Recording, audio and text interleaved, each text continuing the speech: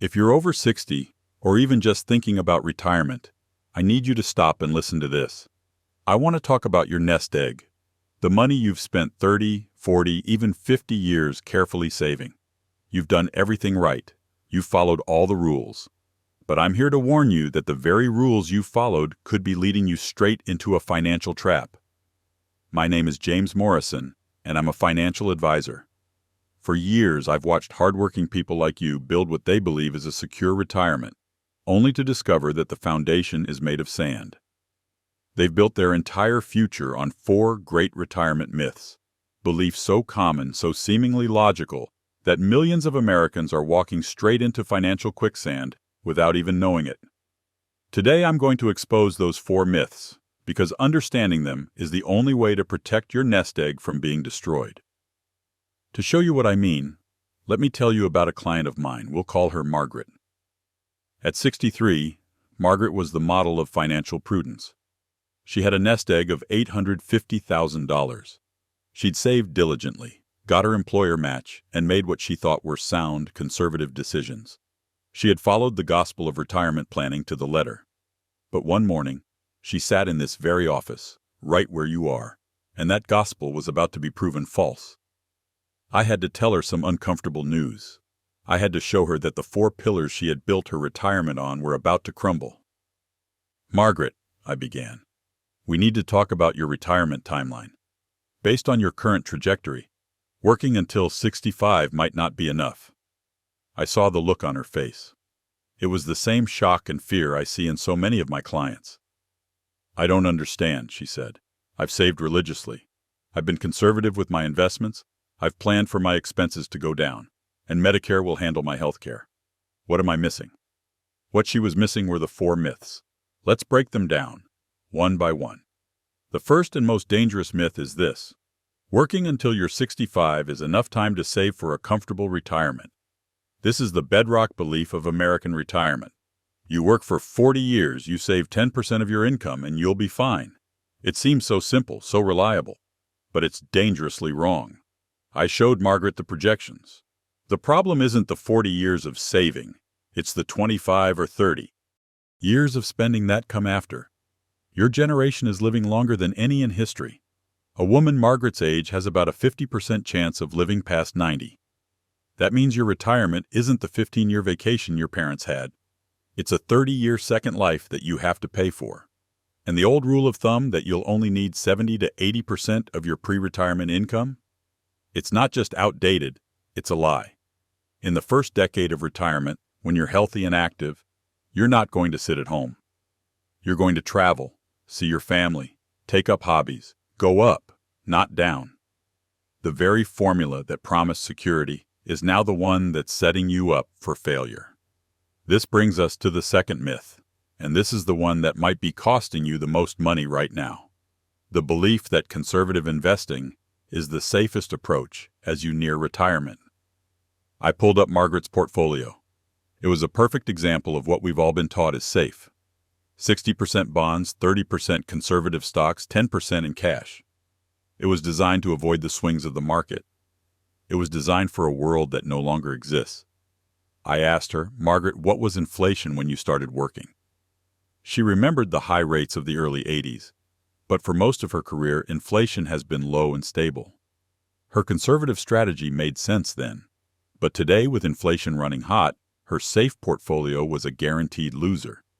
It was earning about 4% a year, while inflation was eating away 6% of its value. In real terms, her $850,000 nest egg was shrinking by 2% every single year.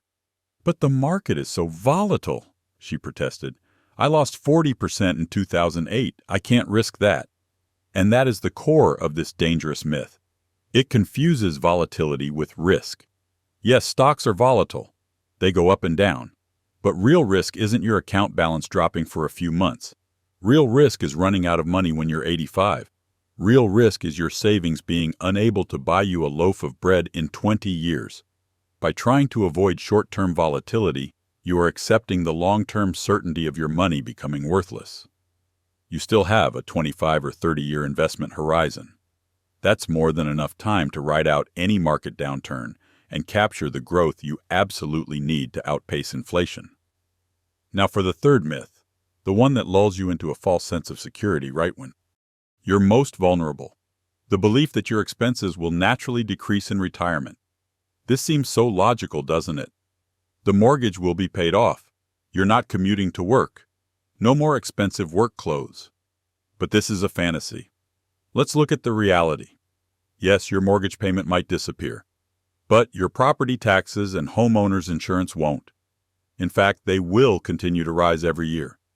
And what about your home itself? As your house ages and as you age, maintenance costs don't go down, they go up. That 30-year-old furnace, that aging roof, those are major expenses waiting to happen. But the real budget killer, the expense that shatters this myth completely, is healthcare. The belief that Medicare has you covered is one of the most financially devastating misunderstandings in retirement. Here's the truth about Medicare. Part A, for hospitals, has a deductible of over $1,500 per incident. Part B, for doctors, has monthly premiums, a deductible, and then you still pay 20% of all costs. And here's what it doesn't cover at all: your prescription drugs, your glasses, your hearing aids, and your dental care. The average 65-year-old couple can expect to spend over $300,000 on healthcare costs during retirement, even with Medicare. But the real monster hiding under the bed is long-term care. If you need assisted living or a nursing home, you are looking at costs of $4,000 to $8,000 per month. And Medicare covers almost none of it. Nearly 70% of people over 65 will need some form of long-term care. Believing your expenses will go down isn't just optimistic, it's a plan for financial ruin. That leads us to the fourth and final myth, which might be the cruelest of all: the belief that Social Security will be your reliable safety net. Margaret, like most of us, was counting on Social Security. Her statement projected a monthly benefit of $2,400. That was the foundation of her plan. But I had to ask her a question that made her go pale. Margaret, are you aware that the Social Security Trust Fund is projected to run out of money in 2034? Now that doesn't mean the checks will stop completely, but it does mean that the incoming payroll taxes will only be enough to cover about 77% of the promised benefits.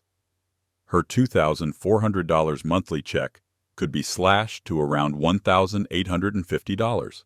That's a loss of over $6,600 a year for the rest of her life. But Congress will fix it, people say. Maybe. But every proposed fix involves pain. Raising the retirement age, cutting benefits, or increasing taxes.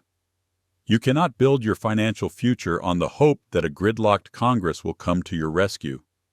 You have to plan for a world where that safety net is smaller, or for some, maybe not there at all. Margaret felt as though she was trapped in a nightmare.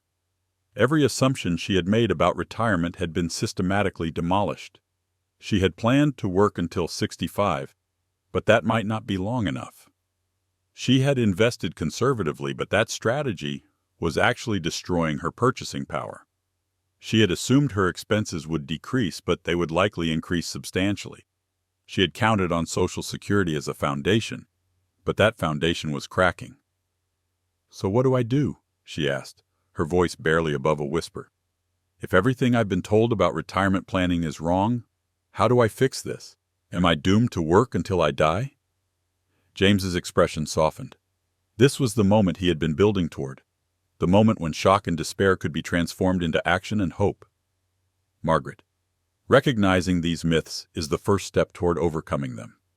Yes, your situation is more challenging than you realized, but it's not hopeless. We need to completely rethink your retirement strategy, but there's still time to make the changes you need." The conversation that followed would reshape not just Margaret's retirement plans, but her entire understanding of what it meant to age with dignity and security in modern America. But before they could explore solutions, Margaret needed to fully grasp how these myths had trapped not just her, but millions of Americans who had followed the same conventional wisdom. "Tell me more about how widespread this problem is," Margaret said. "Am I the only one who believed these myths?" James shook his head grimly. Margaret, you're part of a massive demographic crisis that most Americans aren't even aware of yet.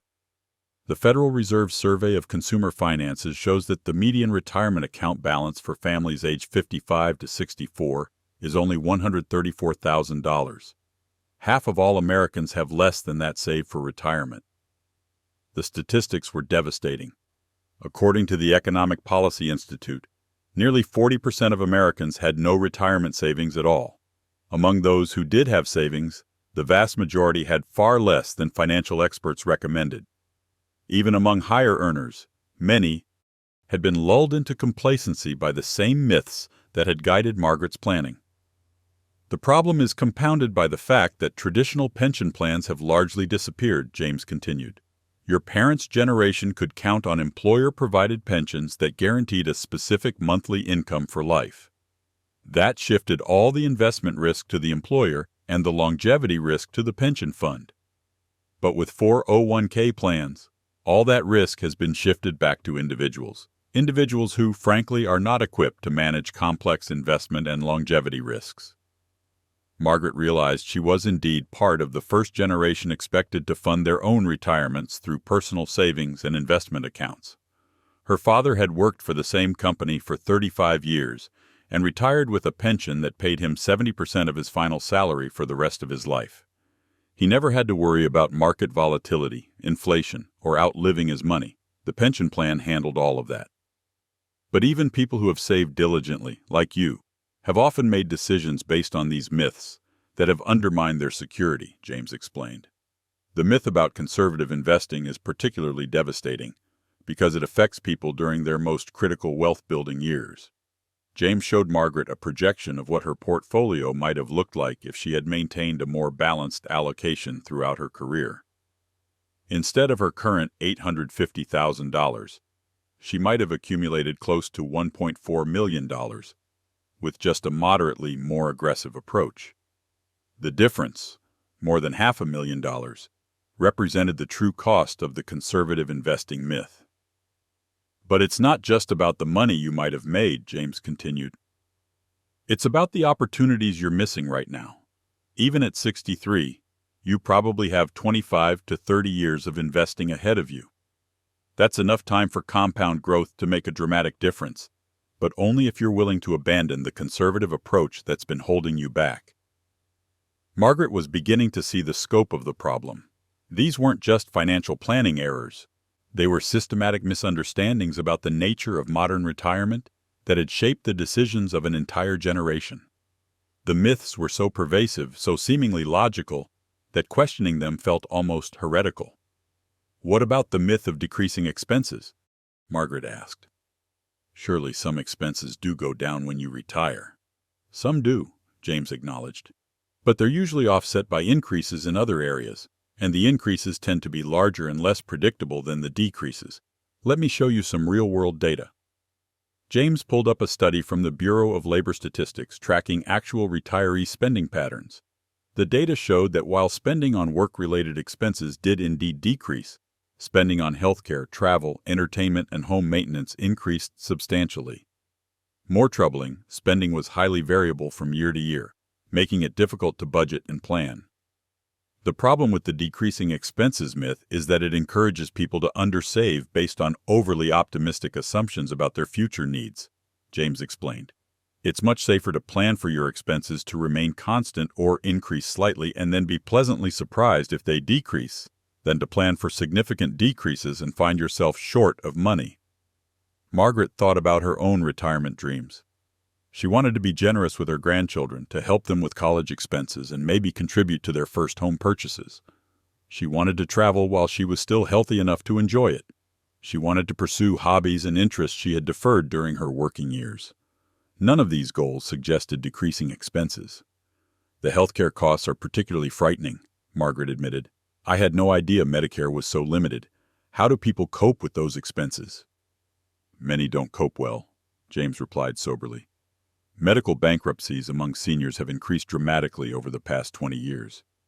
Many retirees find themselves having to choose between medications and food, between medical care and housing. Others exhaust their savings paying for long-term care and end up relying on Medicaid, which requires them to impoverish themselves before qualifying for benefits. The human cost of these myths was staggering. James shared stories of clients who had been forced to sell their homes to pay for care, adult children who had depleted their own retirement savings caring for parents, families torn apart by financial stress and impossible decisions about care and resources. That's why the Social Security myth is so dangerous, James continued. People are counting on benefits that may not materialize, at least not at the levels they expect. And, even if Social Security survives intact, it was never designed to be anyone's primary source of retirement income. It was meant to be a safety net, not a foundation. Margaret looked at her own Social Security projection again. Even at the full projected amount, $2,400 per month wouldn't come close to covering her expected expenses, especially with healthcare costs and the reality of inflation eating away at her purchasing power over time. So these four myths, working until 65 is enough, conservative investing is safest, expenses decrease in retirement, and Social Security will provide adequate support. They're all interconnected, aren't they? Margaret observed. Exactly, James confirmed. They form a web of false assumptions that reinforce each other. If you believe your expenses will decrease significantly, you might conclude that working until 65 and investing conservatively will provide adequate resources. If you're counting on robust Social Security benefits, you might not save as aggressively as you should. Each myth makes the others seem more plausible, but together they create a retirement plan almost guaranteed to fail. The scope of the problem was becoming clear to Margaret, but she was also beginning to feel a spark of determination. She had overcome challenges before: her divorce, raising her daughter as a single mother while building her engineering career, caring for her aging parents while managing her own life. She wasn't about to let these myths destroy her future. Okay, she said, straightening in her chair. I understand the problems. Now tell me about the solutions. What do I need to do to fix this? James smiled for the first time during their conversation. This was the moment he lived for as a financial advisor, when clients moved from denial through despair to determination. Margaret, the first thing you need to understand is that recognizing these myths gives you a huge advantage over people who are still trapped by them. We can't change the past, but we can dramatically improve your future.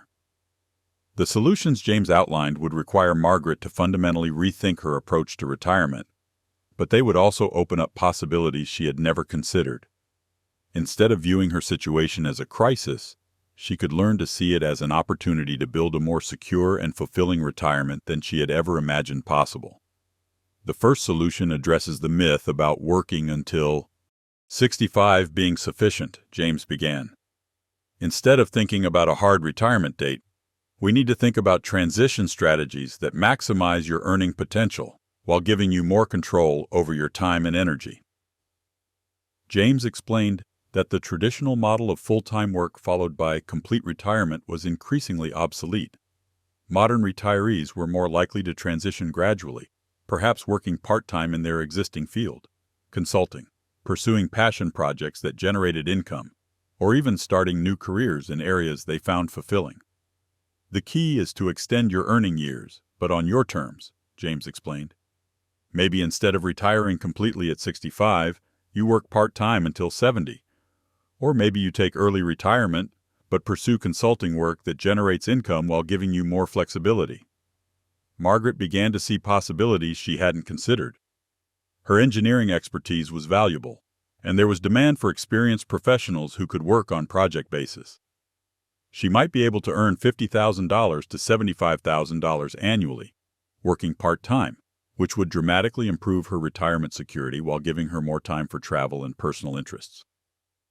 Working longer also has compound benefits, James continued.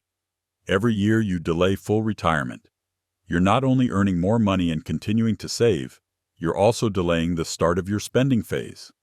A single additional year of work can add 2 to 3 years of financial security in retirement. The mathematics were compelling. If Margaret worked part-time until age 70, earning $60,000 annually and saving $15,000 of that each year, she would add more than $100,000 to her retirement savings while preserving her nest egg for 5 additional years. The combined effect could extend her retirement security by more than a decade. But what if I get sick or can't work? Margaret asked. I can't plan my whole retirement around the assumption that I'll be healthy and able to work into my 70s. That's a crucial point, James acknowledged. This strategy requires backup plans. We need to ensure you could survive financially, even if you had to stop working tomorrow. But for most people, the health risks of working a few additional years are far smaller than the financial risks of retiring too early with insufficient resources. James showed Margaret disability statistics that were more encouraging than she expected. While serious health problems did increase with age, the majority of people in their 60s and early 70s remained capable of some form of productive work, especially if they had the flexibility to work part-time or from home. The second solution addresses the conservative investing myth, James continued.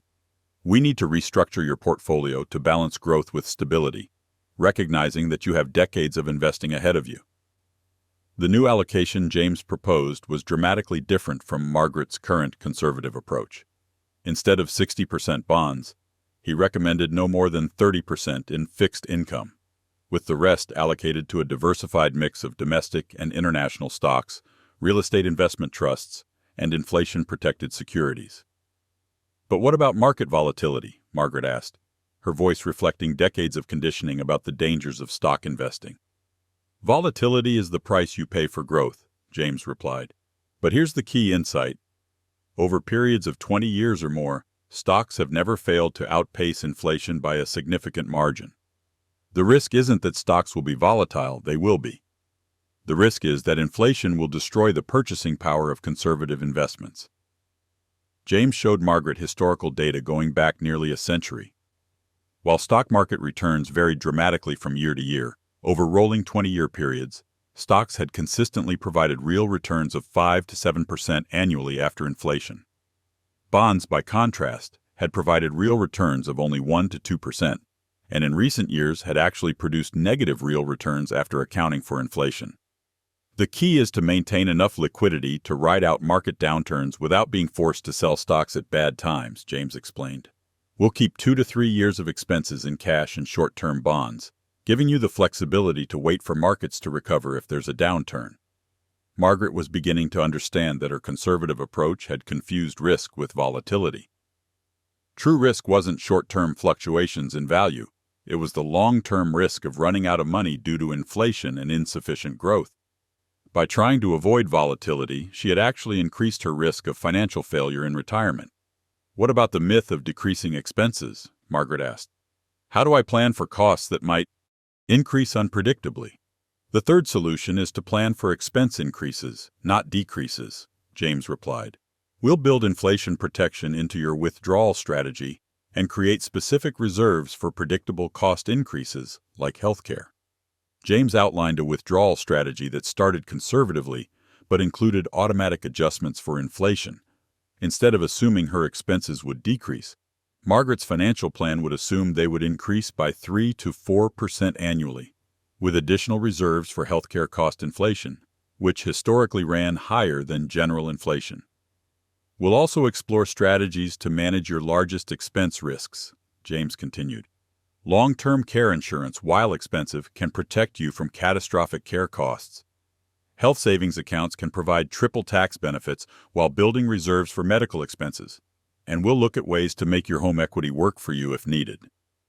Margaret was intrigued by the mention of her home equity. Her house was worth approximately $400,000 with only 3 years remaining on her mortgage.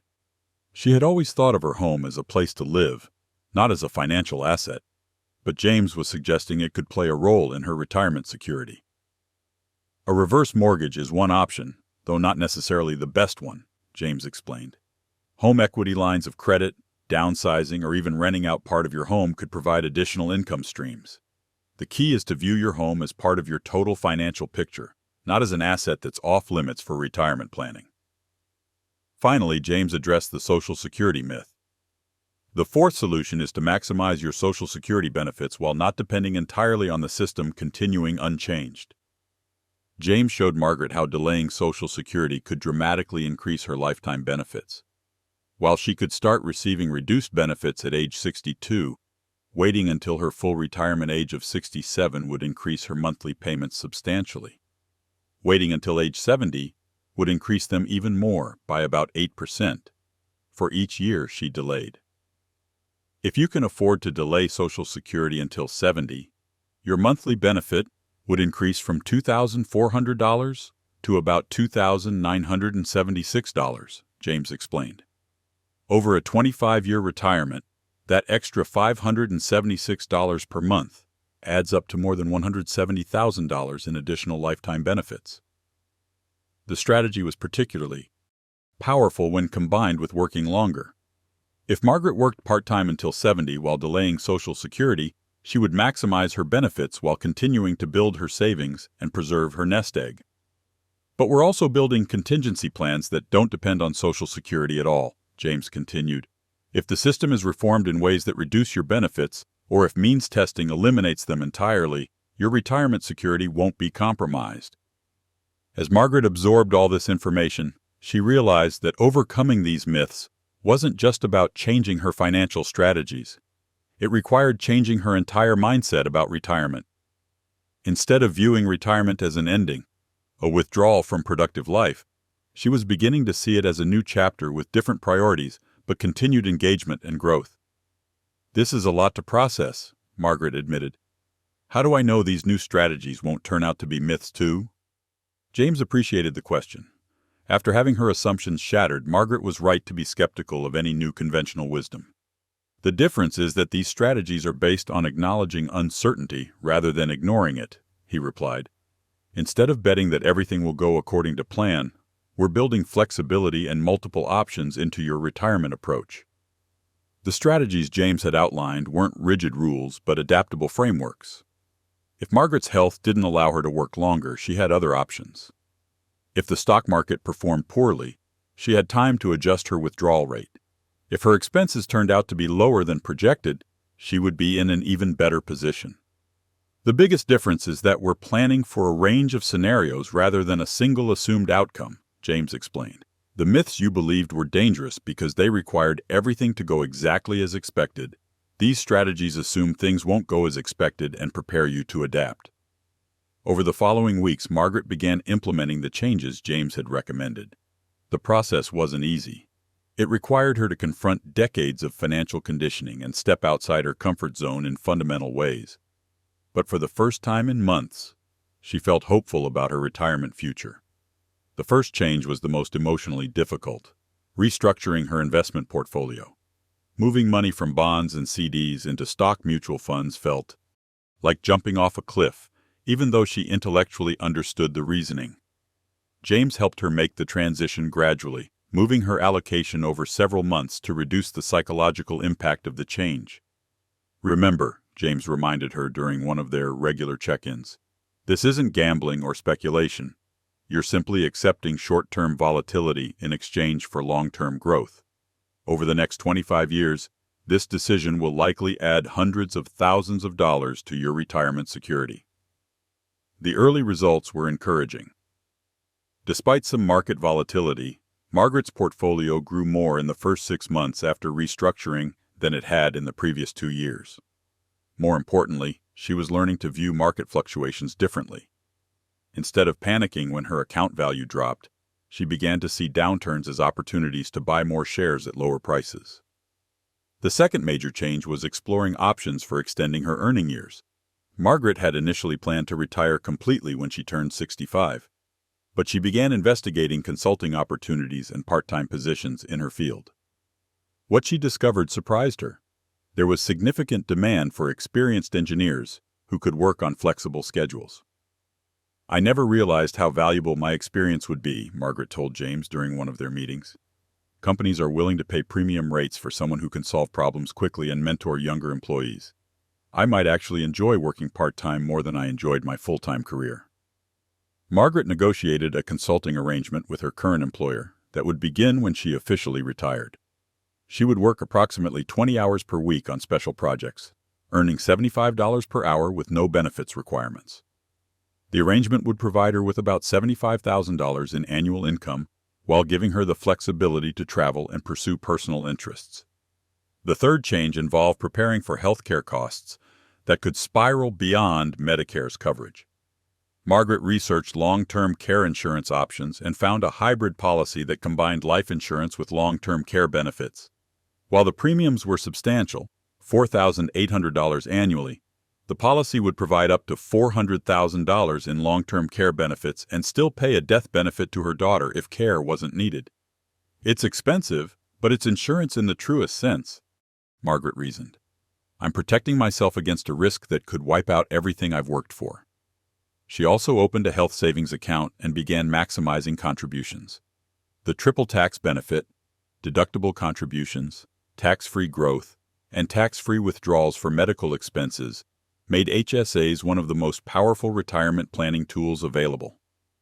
At age 63, Margaret could contribute an additional $1,000 annually in catch-up contributions. And after age 65, HSA funds could be withdrawn for any purpose without penalty, though non-medical withdrawals would be taxable. The fourth change was the most strategic: optimizing her Social Security claiming strategy. Instead of planning to claim benefits at her full retirement age of 67, Margaret decided to delay claiming until age 70.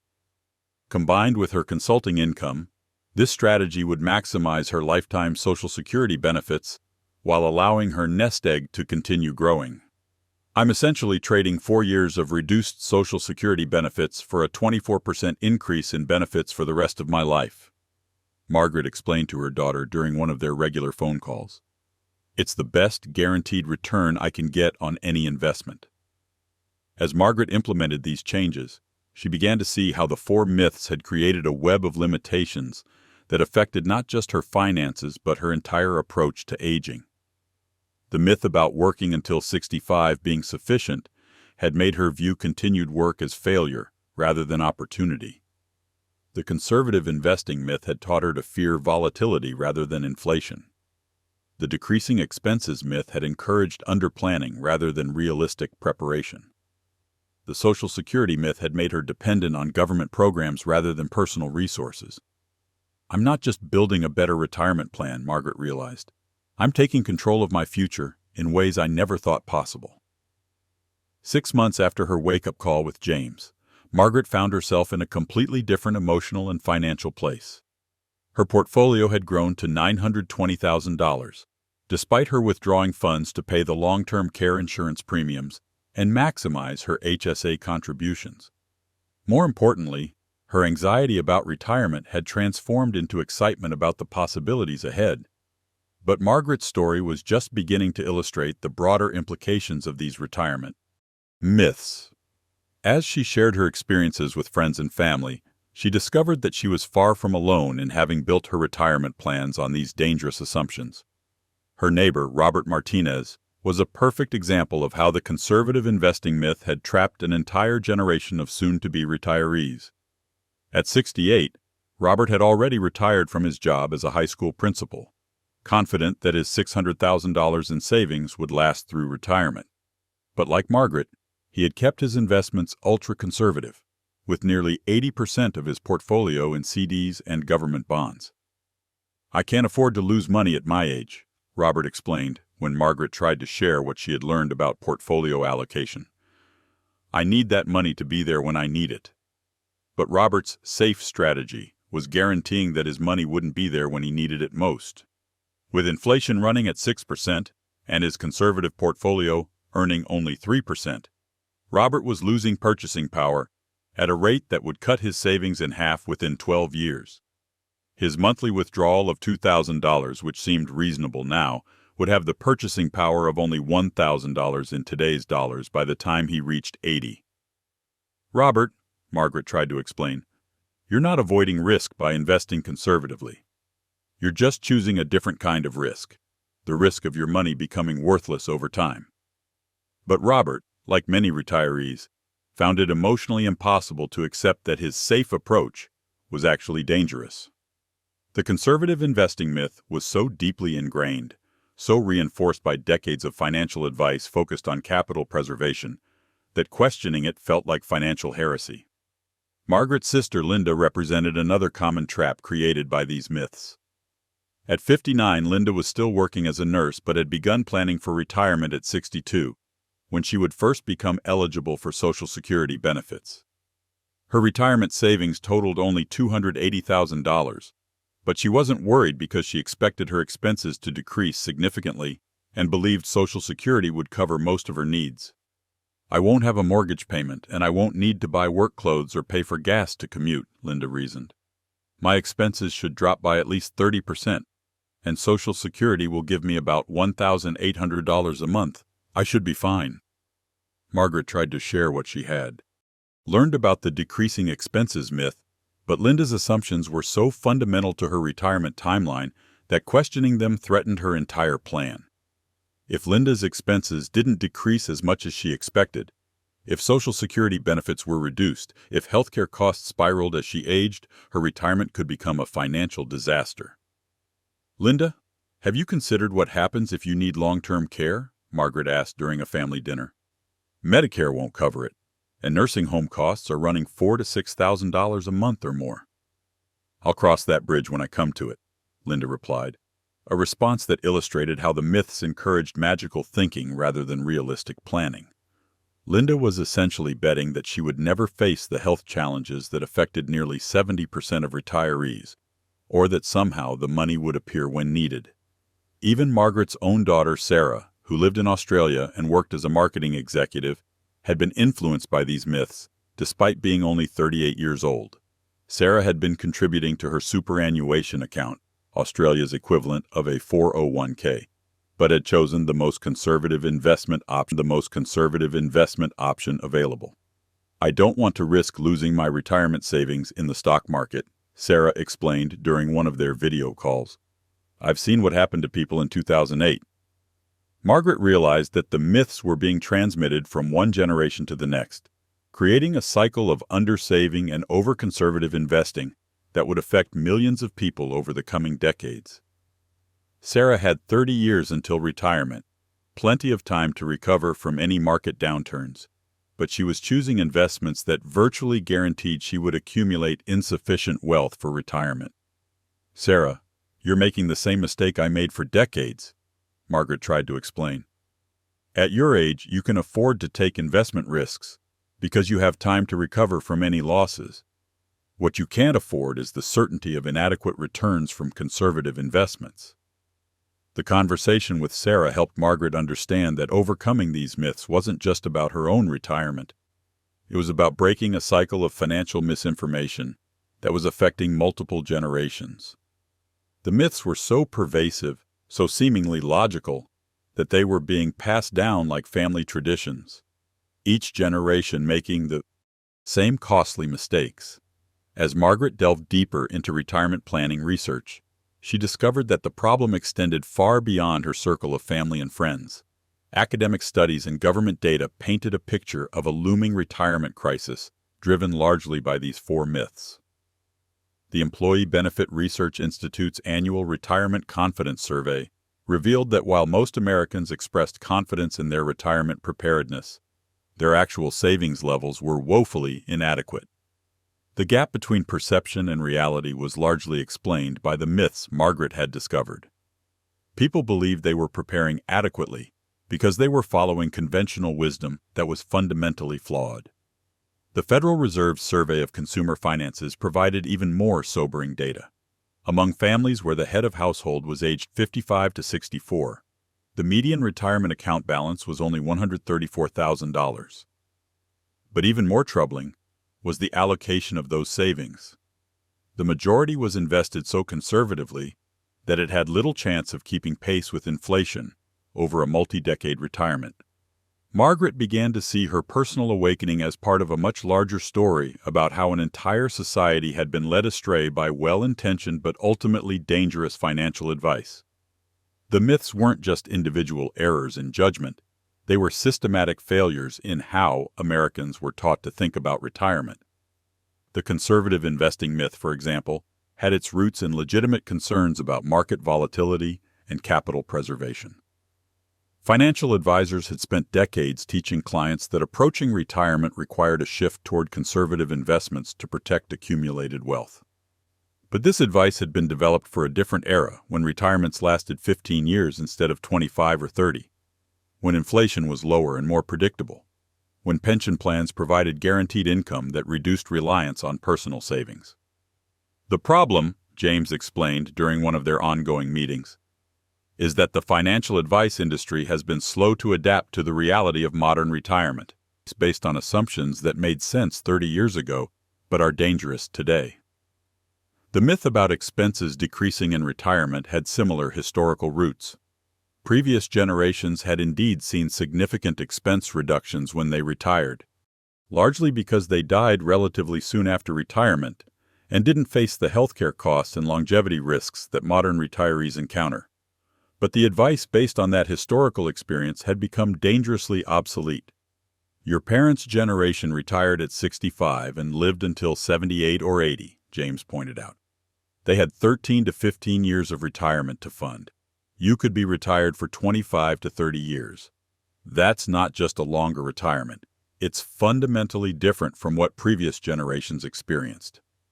The Social Security myth reflected a similar disconnect between past and present realities. Social Security had been designed in 1935 when life expectancy was much shorter and the worker-to-retiree ratio was much higher. The program had worked well for decades because there were many workers supporting each retiree, and retirees didn't live long enough to drain the system. But demographic changes had fundamentally altered Social Security's sustainability. Lower birth rates and longer lifespans meant there were now fewer workers supporting each retiree, and those retirees were collecting benefits for much longer periods. The program that had provided security for previous generations was heading toward insolvency. Yet millions of Americans continued to base their retirement plans on the assumption that Social Security would provide indefinite support at current benefit levels. The myth about working until 65 being sufficient was perhaps the most dangerous because it underpinned all retirement planning. The age 65 had been chosen as the Social Security full retirement age in 1935, when life expectancy was much shorter. But that arbitrary age had become enshrined in American culture as the normal retirement age, despite the fact that it no longer aligned with the realities of modern longevity and retirement costs. The biggest problem with the 65 retirement age, James explained, is that it encourages people to think about retirement as an on-off switch, rather than a gradual transition. People plan to work full-time until 65 and then stop completely. But that binary approach doesn't work when retirement could last 3 decades.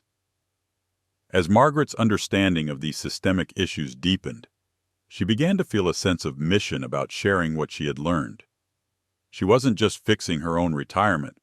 She was uncovering truths that could help countless others avoid financial disaster in their later years. She started small, sharing her insights with friends and family members who would listen.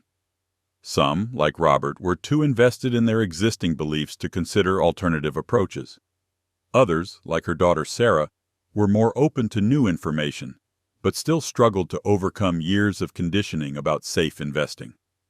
But Margaret also found people who were ready to hear her message. Her book club included several women approaching retirement who had harbored private anxieties about their financial preparedness.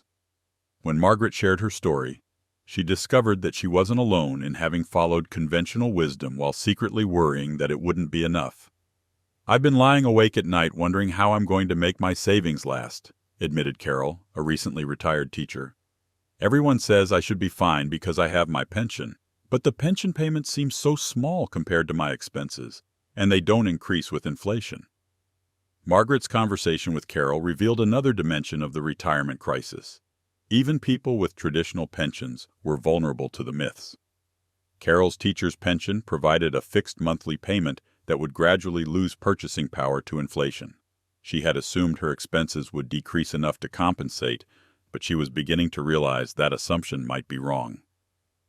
"Carol, you're in a better position than most people because you have guaranteed income," Margaret explained, "but you still need to think about inflation protection and healthcare costs that could exceed what your pension covers."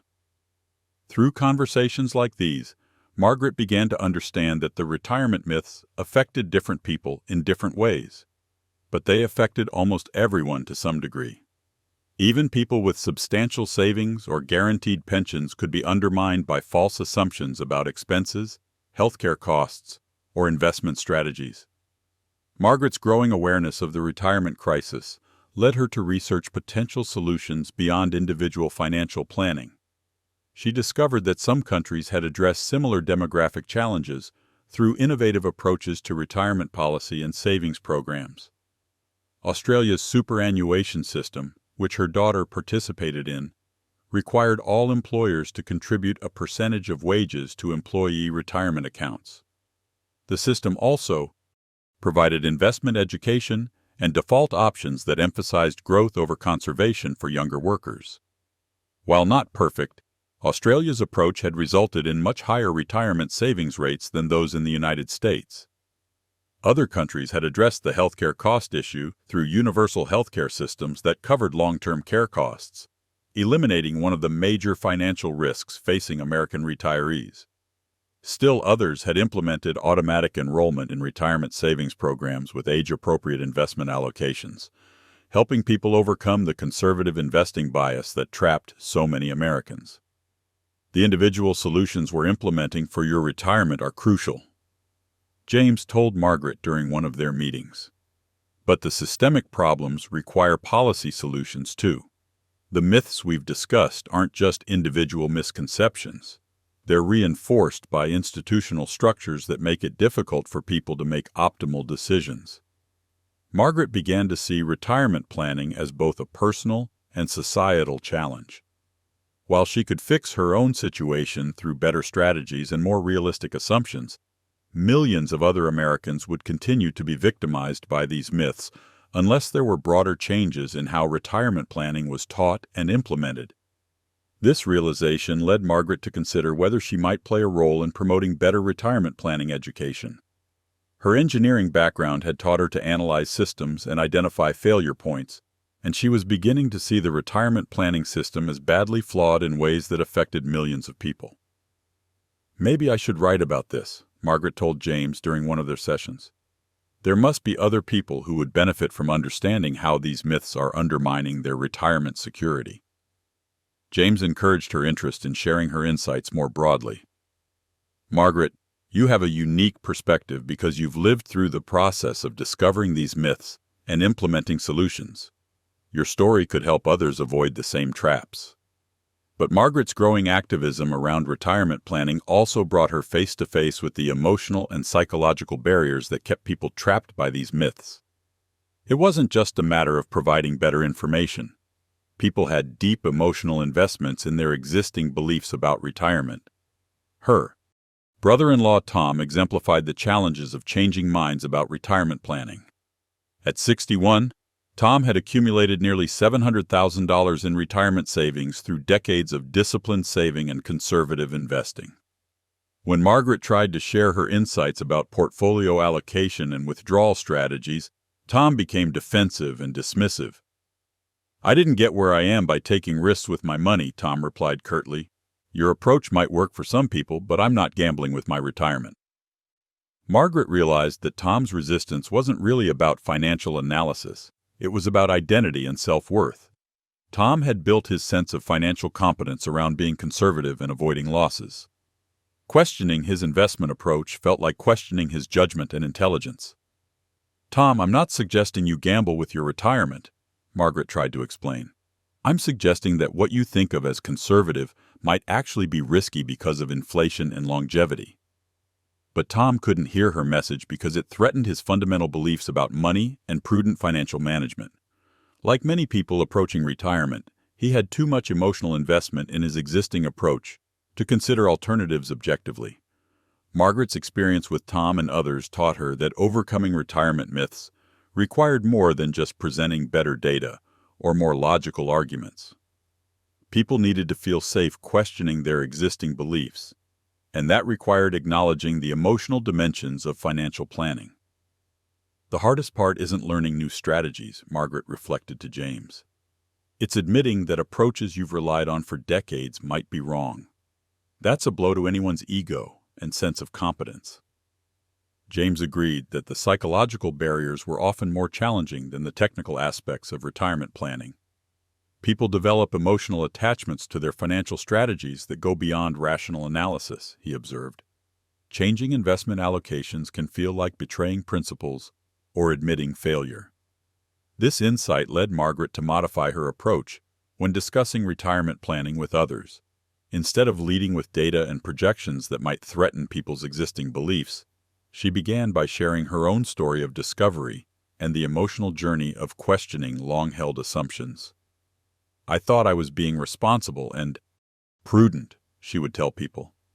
"It was hard to learn that my conservative approach was actually putting my retirement at risk. But once I understood the real risks, I felt empowered to make better decisions." This more empathetic approach proved more effective at opening people's minds to new information. By acknowledging the difficulty of changing financial beliefs and sharing her own vulnerability, Margaret made it safer for others to question their assumptions. Her evolving understanding of retirement planning psychology also helped her appreciate why these myths were so persistent despite contradicting evidence. The myths weren't just misinformation. They were psychologically comforting beliefs that helped people feel in control of uncertain futures. The myth about working until 65 being sufficient provided a clear timeline and goal that made retirement planning feel manageable. The conservative investing myth offered the illusion of safety and control over unpredictable markets. The decreasing expenses myth suggested that retirement would be financially easier than working years. The Social Security myth provided confidence that the government would ensure basic financial security. These myths persist because they tell people what they want to hear, Margaret realized. They make retirement planning seem simpler and more predictable than it really is. But Margaret also understood that the comfort provided by these myths was temporary and ultimately destructive. People who base their retirement plans on false assumptions would eventually face harsh realities that could have been avoided through more realistic planning. As Margaret approached her first year of implementing her new retirement strategies, she could see the dramatic difference her awakening had made. Her portfolio had grown to over $1 million despite her increased spending on long-term care insurance and HSA contributions. Her consulting arrangement was generating $70,000 annually in flexible income. Her Social Security benefits would be nearly 30% higher because of her decision to delay claiming until age 70. More importantly, Margaret's anxiety about retirement had been replaced by confidence and excitement. Instead of viewing her approaching retirement as a financial cliff, she saw it as a new chapter with multiple options and backup plans. "I feel like I have control over my future for the first time in years," Margaret told her daughter during one of their regular video calls. "Even if things don't go exactly as planned, I have strategies to adapt and adjust." But Margaret's transformation wasn't complete. As she continued to research retirement planning and share her insights with others, she discovered additional layers of complexity and challenge that extended beyond the 4 myths she had originally identified. One particularly troubling discovery was how the financial services industry sometimes perpetuated these myths because they served industry interests rather than client needs. The conservative investing myth, for example, encouraged people to hold large cash balances and low-risk investments that generated steady fees for financial institutions, while providing inadequate returns for investors. I'm beginning to understand that some of the conventional wisdom about retirement planning serves the financial industry better than it serves retirees, Margaret told James during one of their meetings. James acknowledged that industry incentives didn't always align with client interests. "That's why it's crucial to work with advisors who are fiduciaries, legally required to put your interests first," he explained. "But even then, you need to understand these issues yourself so you can make informed decisions." Margaret's growing sophistication about retirement planning also revealed how public policy decisions affected individual retirement security in ways most people didn't understand.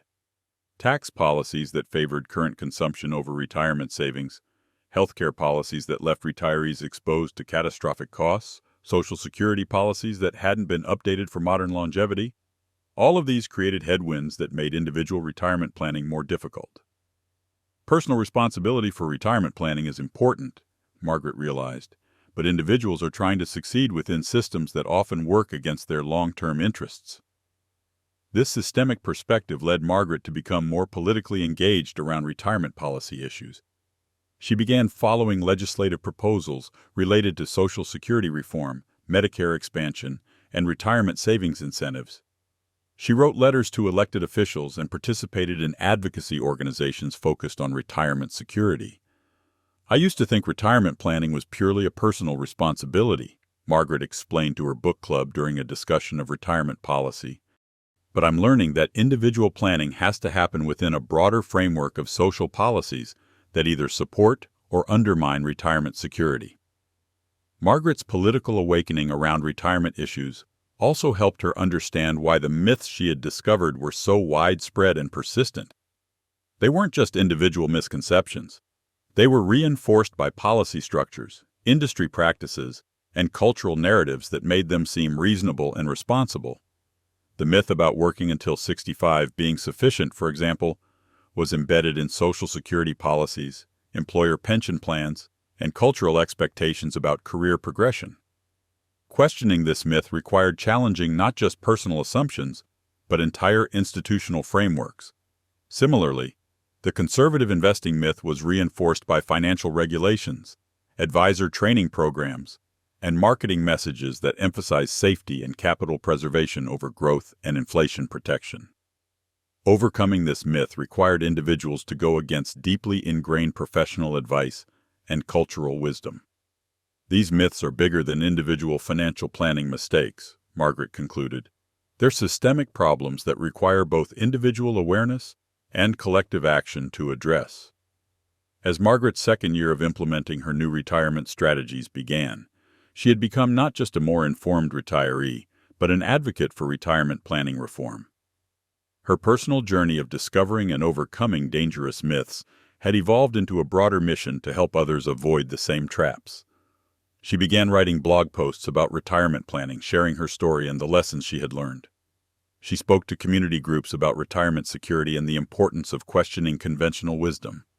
She mentored younger colleagues who were just beginning to think seriously about retirement planning. "My retirement planning journey has become about more than just securing my own future," Margaret reflected. "It's about helping others understand the realities of modern retirement and the changes we need to make as individuals and as a society." Margaret's story illustrated both the personal and societal dimensions of the retirement crisis facing millions of Americans. Her individual awakening to the dangers of pervasive retirement myths had enabled her to build a more secure financial future, but it had also opened her eyes to the broader systemic issues that made retirement planning unnecessarily difficult and often unsuccessful. The 4 myths Margaret had discovered: that working until 65 is sufficient, that conservative investing is safest for retirees, that expenses decrease in retirement, and that Social Security provides adequate support, were not just individual errors in judgment. They were widespread misconceptions that reflected deeper problems in how American society approached retirement planning and policy. But Margaret's story also demonstrated that individuals could overcome these myths and build secure retirements through better strategies and more realistic assumptions. The key was recognizing that modern retirement required different approaches than those that had worked for previous generations, and being willing to question conventional wisdom that no longer matched contemporary realities. "The most important thing I've learned," Margaret concluded, "is that retirement planning isn't about following a set formula or conventional wisdom. It's about understanding the real risks and opportunities you face and building flexible strategies that can adapt to changing circumstances." As Margaret entered her mid-60s, she faced her approaching retirement transition with confidence rather than anxiety. She had transformed her financial situation through better investment strategies, extended earning plans, realistic expense projections, and optimized Social Security claiming. But more importantly, she had developed the knowledge and mindset needed to navigate the challenges and opportunities of a potentially 30-year retirement.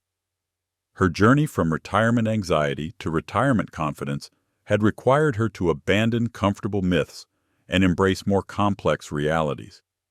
But in doing so, she had not only secured her own future, She had gained insights that could help others avoid the financial traps that ensnared millions of Americans who continued to believe that conventional retirement planning wisdom would somehow be sufficient for unconventional modern retirement realities. Margaret's story was ultimately one of empowerment through education and action. By discovering and overcoming the 4 great retirement myths, she had transformed her financial future and found a new purpose in helping others do the same. Her retirement wouldn't just be financially secure. It would be meaningful, engaged, and focused on making a positive difference in the lives of others facing the same challenges she had once faced. The myths that had once threatened to destroy Margaret's retirement nest egg had become the foundation for a new chapter of her life devoted to retirement education and advocacy. In overcoming her own financial challenges, she had discovered not just solutions for her individual situation, but insights that could benefit countless others struggling with the complex realities of retirement planning in the modern era. As Margaret often told people who sought her advice, the most dangerous thing about retirement myths isn't that they're wrong, it's that they feel so right. Questioning them requires courage, but the alternative is potentially devastating. The sooner you start asking the hard questions and facing the uncomfortable realities, the more options you'll have to build the secure retirement you deserve.